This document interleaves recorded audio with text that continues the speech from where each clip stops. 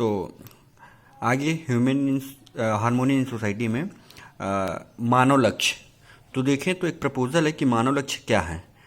तो ये पता चला कि मानव लक्ष्य सही समझ in every individual, right understanding and right feeling in every individual which leads to happiness, prosperity in every family, fearlessness in society, trust in society, and coexistence in nature existence। तो मानव लक्ष्य क्या है?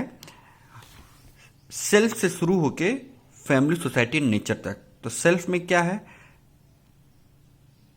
Right understanding and right feeling in every individual, prosperity in every family, fearlessness, trust in society and को existence in nature.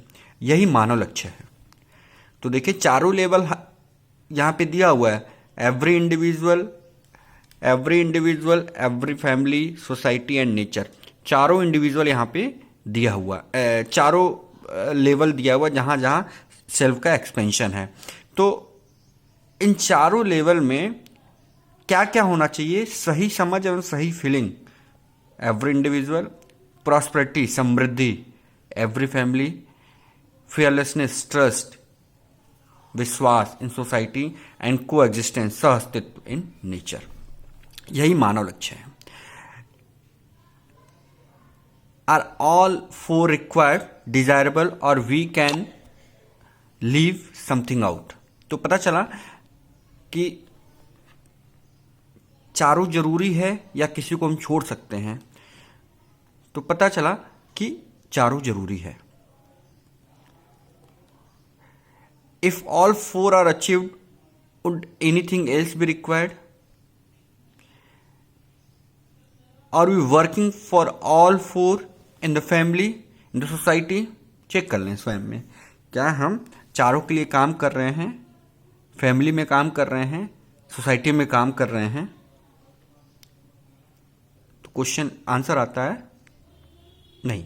कहीं तो हो सकता है हाँ, बहुत अच्छी बात है। अभी की ग्रॉस मिसअंडरस्टैंडिंग क्या है? मानव लक्ष्य को क्या मान रखा है? एजम्पशन ये है कि मनी इज एवरीथिंग।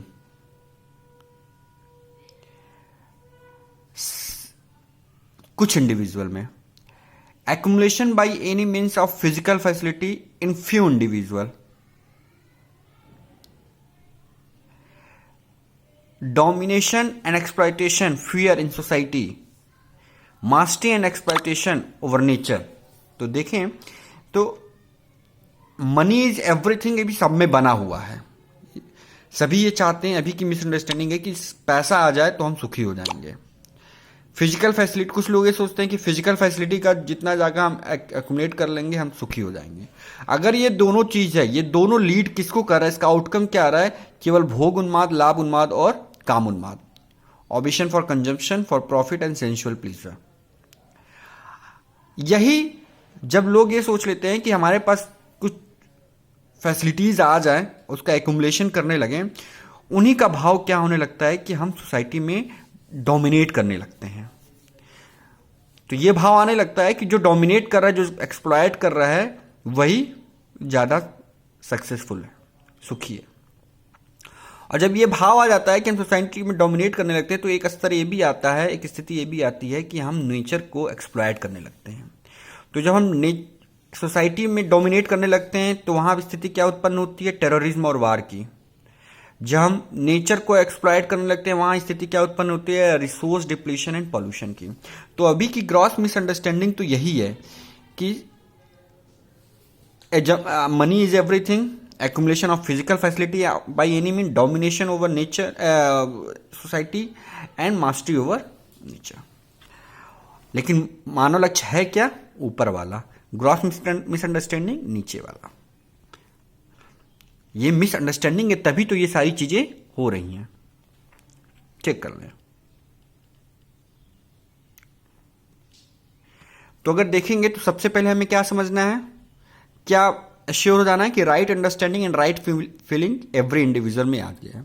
उसके बाद प्रॉस्पेरिटी इन एवरी फैमिली, उसके बाद फियरलेसनेस इन सोसाइटी, उसके बाद को एग्जिस्टेंस। तो इसके आधार पर देखें तो ह्यूमन ऑर्डर में, मानवीय व्यवस्था में 5 आयाम हैं: एजुकेशन संस्कार, हेल्थ संयम, production work, justice preservation and exchange storage. तो देखेंगे शिक्षा संस्कार को देखें तो कैसे रिलेटेड है। तो शिक्षा संस्कार सीधे सीधे right understanding and right feeling in every individual से रिलेटेड है। हेल्थ संयम एंड प्रोडक्शन वर्क देखें तो सीधे सीधे prosperity in family and nature से रिलेटेड है। ये नंबर दिख रहा है ना। जस्टिस एंड प्रिजर्वेशन देखें तो justice is directly related to fearlessness in society and preservation is directly related to nature. Exchange storage देखें तो it is related to family and society. इसमें हम सबको एक एक करके डिस्कस करेंगे।